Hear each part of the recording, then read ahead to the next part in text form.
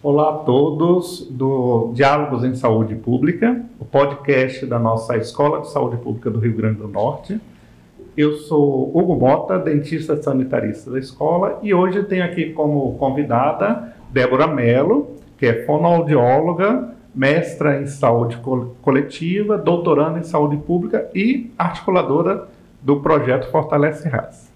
Olá, Débora, como você está? Oi, Hugo. Estou bem feliz de estar aqui, né? Mais uma vez estabelecendo outra parceria com a Escola de Saúde Pública. E vamos agora participar desse bate-papo, né? Bem importante para o projeto Fortalece RAS, da visibilidade às linhas de cuidado e atuação nas redes de atenção à saúde. Que ótimo. Eu vou pedir primeiro para você explicar para a gente o que é, primeiro, o PROAD, né? Já que o Fortalece RAS, ele é uma estratégia que está dentro do PROAD. E o que é realmente assim, o projeto? O que é o projeto Fortalece RAS? Tá, então explicar um pouco, né, de uma forma bem geral, o que é o PROADES, né? O PROADES, ele é um programa, né, de apoio institucional ao Sistema Único de Saúde. Ele tem um objetivo, né, de apoiar e aprimorar o SUS por meio de capacitação, pesquisa, avaliação, entre outros elementos, com parcerias, né, em parcerias com hospitais privados ditos de excelência. E esses hospitais, eles se organizam para elaborar projetos de fortalecimento ao Sistema Único de Saúde a partir das demandas elencadas do Ministério e as demandas da realidade. E dentro desse programa está o hospital, o HCO, que é a Associação Beneficente Síria, e o HCO, ele trouxe o projeto Fortalece RAS, né, que é o projeto Fortalece RAS. Ele tem um nome bem maior do que esse, é o projeto para o fortalecimento das redes de atenção à saúde por meio de 5 linhas, né, por meio do apoio de 5 linhas de cuidado, que são sobrepeso e obesidade, diabetes, hipertensão, infarto agudo do miocárdio e AVC. Acho que eu falei as 5 linhas. E a gente chama carinhosamente do projeto Fortalece RAS.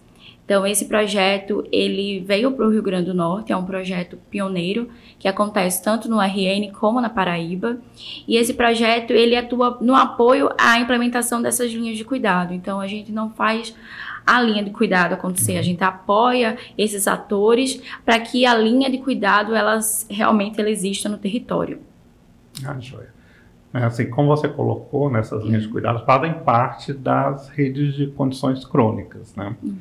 Que, particularmente, assim, parece ser uma das redes mais complexas, mais difíceis de se implantar, né? Porque a gente tem algumas redes que já estão aí há bastante tempo, como a rede Cegon, né? A rede materno-infantil, né? Hoje, a rede psicossocial, tudo. Mas a rede de condições crônicas, ela tem uma complexidade talvez maior, até por conta das condições crônicas que hoje são os principais agravos numa população que vem envelhecendo. Nesse sentido, foi o motivo de se escolher, dentre as redes de atenção, as condições crônicas, essas linhas de cuidado, foi por quê? Foi por conta dessa complexidade? E a outra pergunta é, assim, por que o Rio Grande do Norte e a Paraíba? Então, ótimo. Então, realmente, né, as doenças crônicas, elas são grandes desafios, né, as condições crônicas são um grande desafio de atuação na saúde pública. Então, a gente sabe que ela que se prevalece, né, grande parcela de mortalidade da população brasileira. Ela acontece também de forma diferenciada entre as populações, né? Então, a gente sabe que tem um acometimento maior de doenças crônicas em populações em situações de vulnerabilidade. E é um desafio de se olhar. Eu acho que, historicamente, o SUS ele tem essa demanda de como é que a gente pode fazer um cuidado, né, continuado, não fragmentado para as condições crônicas, que aí quando a gente vai estudar as condições crônicas, elas são diversas, né? Então, tem as condições crônicas que não são transmissíveis, as condições crônicas que são transmissíveis, aquelas que a gente vai precisar e que a gente encontra mais no dia a dia no serviço de saúde. Então, foi pensando nessas condições e também no âmbito de atuação do próprio HCO que foi articulado, né, e sistematizado esse projeto. Com a especialidade do HCO, né? Isso, as condições crônicas. Então, quando a gente observa, e as demandas, né? A gente sabe que tem uma demanda gigantesca em todo o Brasil sobre as condições crônicas e existiu, né, alguns critérios que foram levantados para que o projeto aconteça em 2 regiões. Então, aqui vou elencar alguns, né, que são as questões epidemiológicas mesmo dos estados, as experiências, né, com projetos PROADES e também a adesão, né, a abertura do gestor para que o projeto acontecesse. Então, esse aqui foi um dos critérios, né? Obviamente, existem outros detalhes, mas existiu essa abertura do gestor, né? Adesão ao projeto e que esse projeto ele viria também querendo conhecer esse território. E esse território de uma forma que a gente observasse a visão do gestor, a visão do próprio trabalhador de saúde, né? E como essas visões poderiam ser articuladas para a gente pensar nessa rede de atenção à saúde. Então, o projeto ele chega no RN a partir, acho que antes disso, né, das etapas do projeto, existia uma revisão sistemática para identificar, né, as barreiras e os facilitadores das linhas de cuidado, né, o que é um facilitador, o que a gente pode fazer para apoiar essa linha de cuidado, o que a ciência traz para a gente. E depois a gente veio para cá e fez um diagnóstico. E esse diagnóstico, ele teve tanto de dados secundários, de visita a serviços e de oficinas, né, com a equipe gestora, com os próprios secretários de saúde, com os profissionais dos 3 níveis de atenção. Então, a gente foi conversar com eles para saber, e aí, quais são os desafios que vocês encontram, né, a partir dessas linhas de cuidado? Quais seriam também os pontos que a gente poderia superar esses desafios? E aí, a partir disso, a gente estabeleceu um plano, né, de atuação dentro do Rio Grande do Norte, exatamente para entender a complexidade de trabalhar com as condições crônicas. Então, a partir desse plano, a gente fez grupos, né? Então, existiam os grupos de escritas que veio sistematizar o que foi dialogado. Então, o grupo de escrita, a gente escreveu esse projeto, a gente validou com as áreas técnicas da CESAP, que está conosco, né, desde o início do projeto, orientando e fortalecendo esse vínculo. Tanto a CESAP como a 7ª URSAP está intermediando esse contato conosco e os 5 municípios que a gente atua.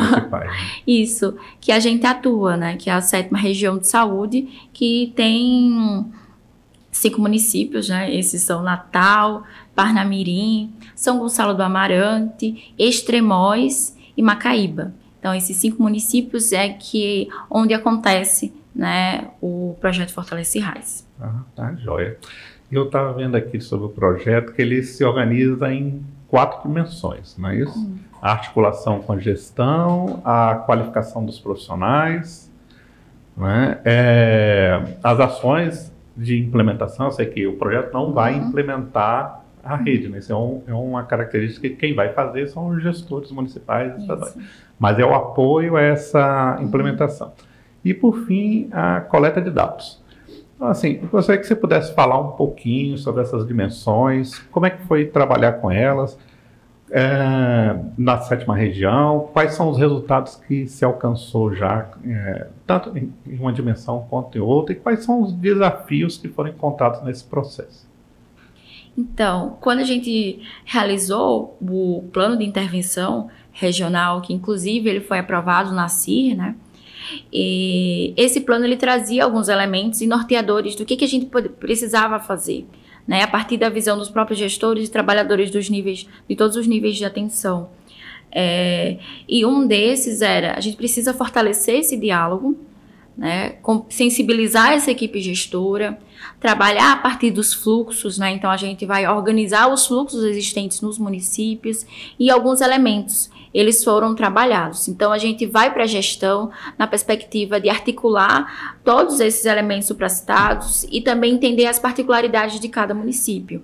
Então, Natal é bem diferente de Extremóis, apesar de estar na mesma região. Então, a gente precisa entender as particularidades desses municípios e também atuar a partir disso. Então, com os gestores, a gente realizou um grupo condutor, que tem a representação de cada gestor, né, a representação das equipes gestoras de cada município. E esse grupo condutor tanto tem a presença dos municípios, como tem a presença, né, do Estado, por meio da CESAP e das suas referências técnicas e da USAP. Então, esse é o nosso grupo e a gente dialoga, né, todas essas questões mais técnicas, né, de ajustes. Então, como é que se dá o fluxo, como é que se dá essa organização, como é que o município se organiza, então, e como é que a gente pode caminhar a partir do que foi colocado. Então, a gente tem esse trabalho de dialogar, de sensibilizar e também de planejar as ações, né, de como é que a gente vai concretizar as ações planejadas. Então, nessa articulação, a gente tem a parceria, né, esse monitoramento, esse acompanhamento do que o projeto está fazendo no território. E a gente também fala com esse grupo, né, essa articulação do gestor acontece a todo momento. Então, a gente se reúne geralmente a cada mês, mas também a gente tem algumas outras agendas a depender da especificidade do município. Então, a gente pode se reunir com o município, vou dar um exemplo, São Gonçalo do Amarante, fazer uma reunião exatamente voltada para a linha de cuidado do sobrepeso e obesidade, ou então com outros municípios voltado para as linhas que eles demandam mais atenção. Então, essa articulação ela acontece, né, a partir do diálogo com as equipes gestoras. A gente tem também a dimensão das capacitações. Então, o projeto Fortalece RAIS, nas suas etapas, né, depois do diagnóstico, da aprovação, do planejamento, ele foi contratado um grupo de tutores. Sim. E esses tutores vão em loco e fazem capacitação dentro do serviço.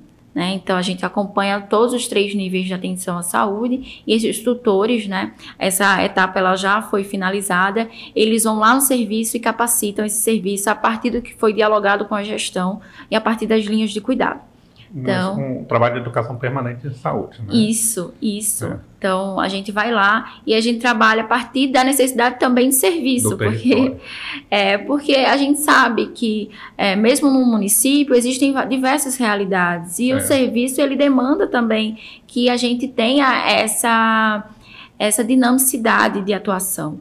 E aí a gente vai também dentro do serviço, mas também temos uma retaguarda dos médicos do HCO. Então, a gente tem médicos de referências que acompanham as linhas de cuidado e realizam capacitações, que a gente chama de sessão de aprendizagem virtual, as SAVs. E agora eles estão acontecendo também por meio de mini-cursos. Então, a gente tem um encontro basicamente semanal, né, com essas SAVs, e a gente vai dialogar e vai fazer essa capacitação mais clinicamente, falando diretamente com os médicos de HCOR sobre as linhas de cuidado. Então, a gente fala sobre cirurgia bariátrica, sobre pé diabético, a gente fala também sobre as questões de promoção de saúde, e quando os tutores eles vão lá no serviço, né, no território com eles, a gente pensa também em estratégias, né, de como a gente pode articular esse saber clínico com o saber do território, com a organização do serviço, como é que a gente pode caminhar. E aí essa é uma das etapas do projeto Fortalece RAIS. Você envolve toda a equipe, Débora, ou só voltado mais para os médicos? Não, toda a equipe. Toda a equipe, e a intenção é que toda a equipe participe, de recepcionista, médico, enfermeiro, agente comunitário de saúde, a gente quer que toda a equipe participe. Agora, obviamente, quando a gente vai para o serviço, a gente sabe que existem outras particularidades dentro do serviço. Por exemplo, em algumas unidades a gente consegue estabelecer que em 1 hora essa unidade vai ficar direcionada para todos os profissionais participarem desse momento. Mas a gente não consegue fazer isso em UPAs, por exemplo. Então, a gente tem pessoas chaves para estar nessas reuniões, em hospitais também. Então, são essas pessoas chaves que estão atuando conosco. E aí, esses tutores também apoiam a implementação de ações.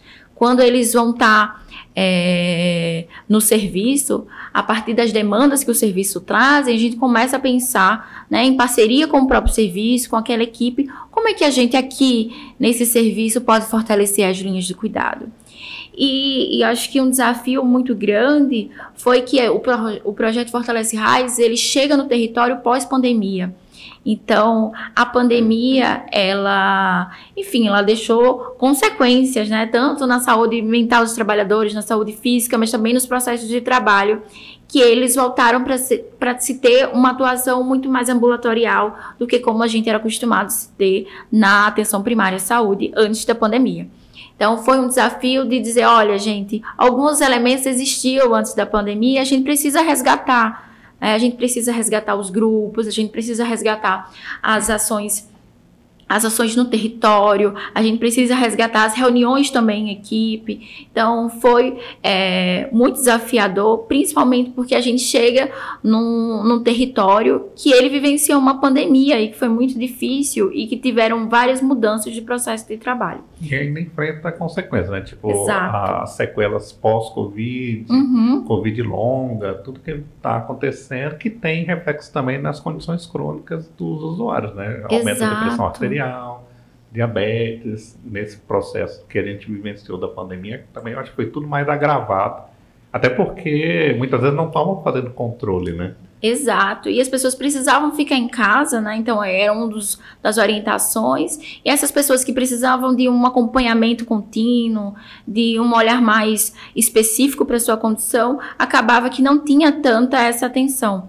Então, acho que foi um dos desafios abrir, né, as possibilidades de atuação novamente dessa atenção primária, dessa atenção especializada, da atenção hospitalar, de observar como é que a gente vai fazer esse cuidado, né, dessas doenças crônicas depois da pandemia, como é que a gente resgata também nossos elementos. E a partir desse contato, então, os tutores, eles tiveram contato com o serviço por um período de 1 ano, então, fazendo esse trabalho. Obviamente que ainda existe muito trabalho a ser feito, e a partir disso a gente entra num outro ciclo do projeto Fortalece RAIS, que é a autonomia dos serviços. A autonomia no sentido de que, olha, a gente foi para o território, a gente fez capacitação, a gente fez diálogo, a gente planejou ações, né? E agora a intenção é que os serviços eles caminhem. Eles caminhem sem um tutor, mas o projeto continua no território, né? Até dezembro. Até o fim de dezembro, né? Até dia 31 de dezembro. Para que os serviços eles sejam autônomos nessa caminhada e nessa articulação e nessa implementação das linhas de cuidado.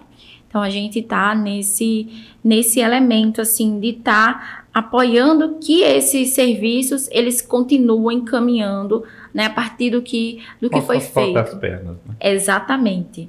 E um dos desafios, né, que foi elencado por último foi os dados, os monitoramentos. Então, como é que a gente monitora as ações e um projeto no território? É a partir também dessas informações quantitativas, né? E acredito que o monitoramento a partir dos dados é um grande desafio no RN. Eu acredito que no Brasil também a gente tem na literatura informando que existe um desafio nessa organização de dados, então a gente encontra isso também no RN, e que o projeto, ele assim que chegou, ele tinha também que ser monitorado.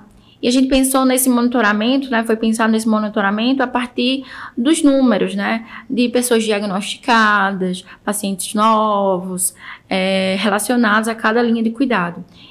Eram dados coletados diretamente dos serviços, por exemplo, dos prontuários, ou do PEC, por exemplo, do prontuário eletrônico, ou eram só dados secundários lá dos serviços de informações? Esses dados, eles são coletados diretamente no serviço. Então, quando a gente foi para o território, foi para o serviço, a gente elegeu, né, junto com a equipe, uma pessoa que seria responsável por organizar e sistematizar esses dados do serviço e enviar para o projeto. E um dos desafios que a gente encontrou era que existia eu vou utilizar também a palavra novamente, desafio, de organizar esse dado internamente no serviço. Né? A gente sabe que existem serviços que têm PEC, existem serviços que não têm PEC, existem serviços que não têm informatização. Então, é um grande desafio fazer essa organização desses dados, né? E enviar. Então, foi uma das grandes barreiras, era a dificuldade que o serviço tinha em organizar suas próprias informações. E também existia um dos elementos que foi mencionado, que antes, com as reuniões, né, antes da pandemia, existiam reuniões e esses dados, eles apareciam e eram dialogados, mas depois da pandemia, durante a pandemia mesmo, essa prática, ela foi substituída por outras práticas que demandavam o período da pandemia. E a gente observou isso e começou todo um outro processo de, ok, como é que a gente vai fazer com que esses serviços organizem as informações? Porque atendimentos das condições crônicas existem, né? Os serviços, eles têm um grande público, mas a gente não vê isso em dados. Então, foi um trabalho que a gente fez junto com os tutores e diálogo com os gestores, de que a gente precisa ter um olhar mais específico para as informações de saúde, mais específicos para os dados. E a gente encontrou alguns elementos, por exemplo, desafios em manusear o PEC. Então, por mais que o PEC exista, existiam questões fundamentais de que a gente não está conseguindo gerar relatório, como é que a gente encontra quantos diabéticos a gente está acompanhando. Então, elementos mais básicos, só que a gente precisava ter essa qualificação. Então, a gente começou a dialogar junto com os tutores dentro dos serviços, como é que organizariam esses dados. E a partir desses diálogos, os serviços começaram a se organizar e identificar a importância. Então, a gente tem serviços de atenção especializados, né, as policlínicas, que fizeram mutirão para entender quem é essa demanda. Outros serviços que se organizaram para entender como é que acontece esse PEC, como é que eles podem gerar relatórios, como é que a gente pode estar identificando, né, o próprio território a partir dos números. Então, e utilizar os dados para o planejamento das estratégias, né? Porque muitas vezes estavam só produzindo e perderam aquilo que já se fazia antes da pandemia, que é justamente planejamento a partir dos dados. Exato. Então, existiu essa sensibilização, né, da importância dos dados. Então, a importância de que a gente precisa organizar essa informação, que ela faz parte da nossa atuação. Então, para a gente fazer um planejamento adequado, a gente precisa conhecer esse território. E se conhece o território de várias formas, e também pelos números, né, dos nossos pacientes, dos nossos usuários, né, dessas pessoas com as suas especificidades. E a gente precisa ter uma visão de como é que se está esse território. Então, a gente fez esses trabalhos e os dados, eles são coletados mensalmente. Então, a gente envia para o serviço um link e o serviço ele vai estar alimentando esse link com as informações, né, de cada serviço. E a partir disso, a gente começa a identificar das nossas metas, né, dentro dos nossos objetivos específicos, dentro do próprio projeto, é que a gente faça estratificação de risco nos usuários. Então, a partir disso, desses envios de dados e dos envios de dados de usuários estratificados, a gente conseguiu observar que saiu do zero e atingiu 20%, né, de usuários hipertensos no território sendo estratificados. Então, para a gente já começa a colher um pouco dos frutos, identificar que o território ele tá caminhando, né? Está começando a andar. Agora, mudando para a questão da qualificação. No início do ano, vocês fizeram, então, a primeira oficina, né, de monitoramento e amostra de experiências do Fortalece Raça.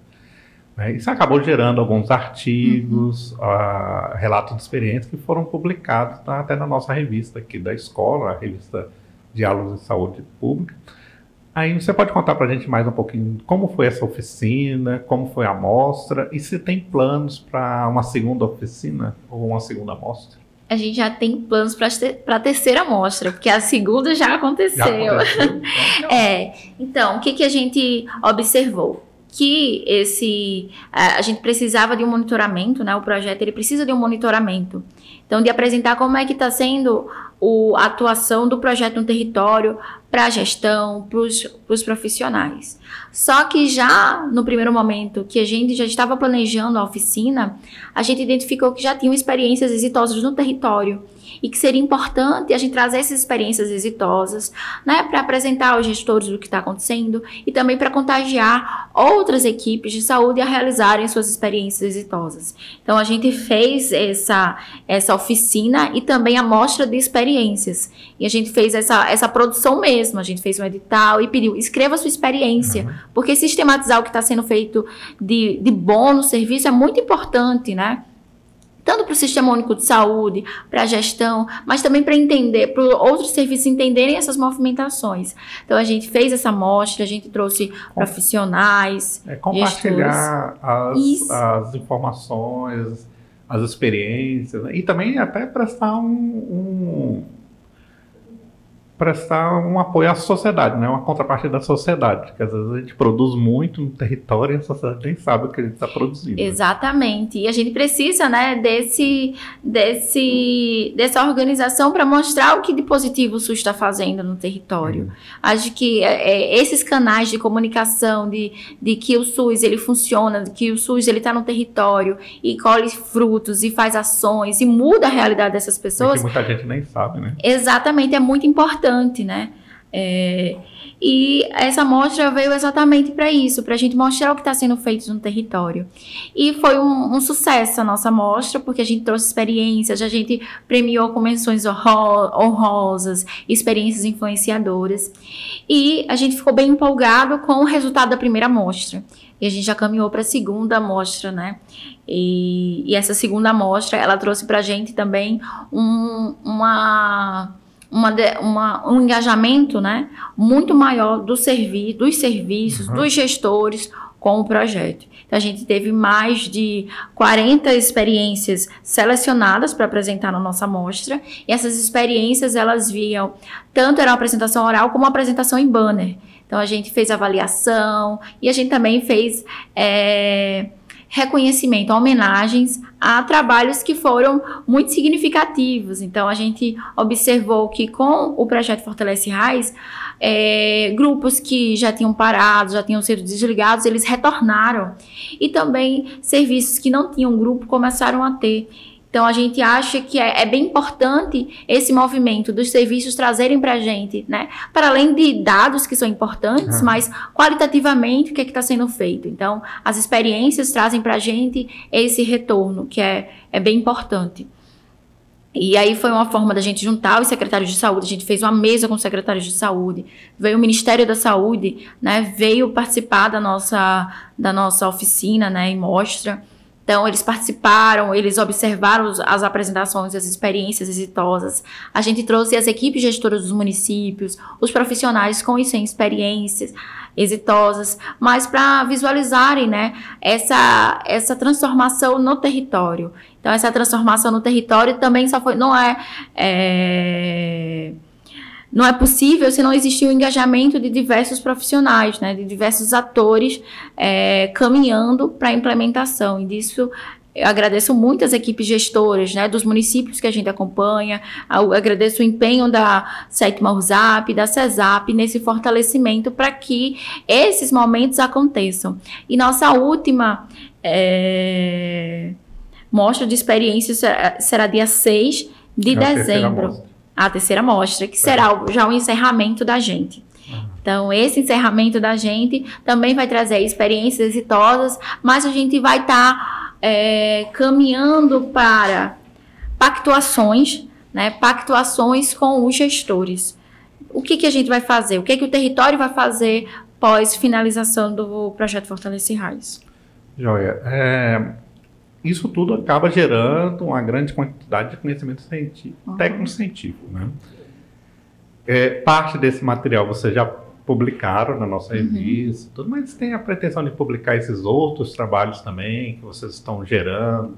O próprio projeto, assim, uma grande publicação, alguma coisa em relação à publicação, vocês já estão trabalhando com isso? Isso, a gente vai A gente está em processo de elaboração do nosso e-book, que vai estar, que vão estar inseridas as experiências da segunda mostra, né? Também temos a nossa comunidade de práticas, que é uma comunidade que os profissionais de saúde, por meio dos seus serviços, eles têm acesso para colocar lá suas experiências exitosas. Então, a gente tem mais de 80 experiências exitosas dentro da própria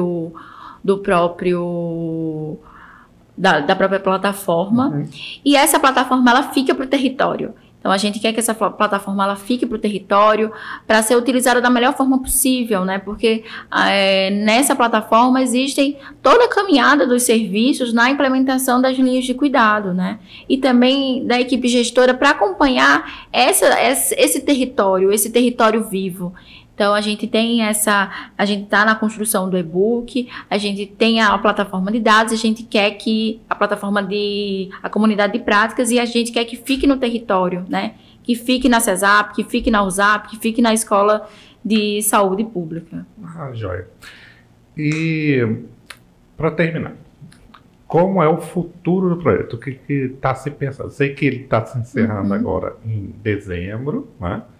Mas existe ainda a possibilidade de ter um retorno do projeto, uma rediscussão do projeto, ou até expansão para as outras regiões de saúde, outros estados, e até expandir para outras redes de atenção, como a psicossocial, a materno-infantil, de pessoas com deficiência? Então, o projeto Fortalece RAIS, como eu mencionei no início, ele é pioneiro, né? Uhum. E agora a gente entra num rol de avaliar esse projeto para fazer esse outro passo, que é a continuidade do projeto e ampliação desse projeto.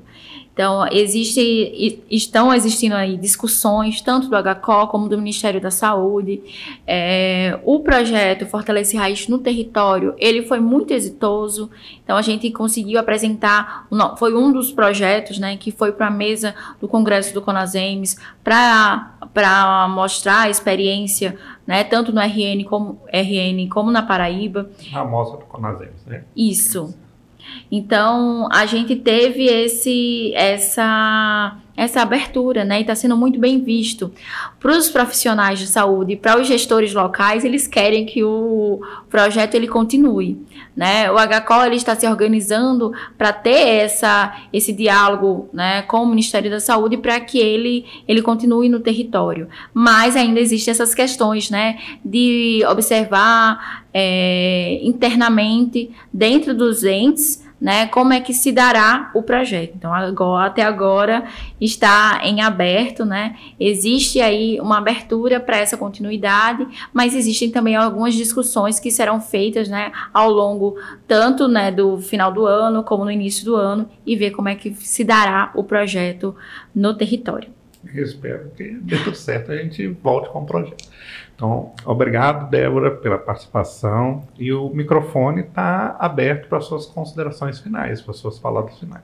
Agradeço demais o convite, é sempre muito importante, né, e muito bom falar do projeto Fortalece RAIS, na perspectiva de entender que esse projeto, ele veio para o Rio Grande do Norte, ele apoiou a implementação das linhas de cuidado, né, em parceria com a CESAP, com a 7ª URSAP, com os municípios da 7ª Região de Saúde, e que esses frutos eles vão ficar, né? Por mais que o projeto se encerre agora, esses frutos eles vão ficar, porque a gente já conseguiu, né, que os serviços eles trouxessem para a gente respostas muito exitosas, né, da implementação das linhas de cuidado.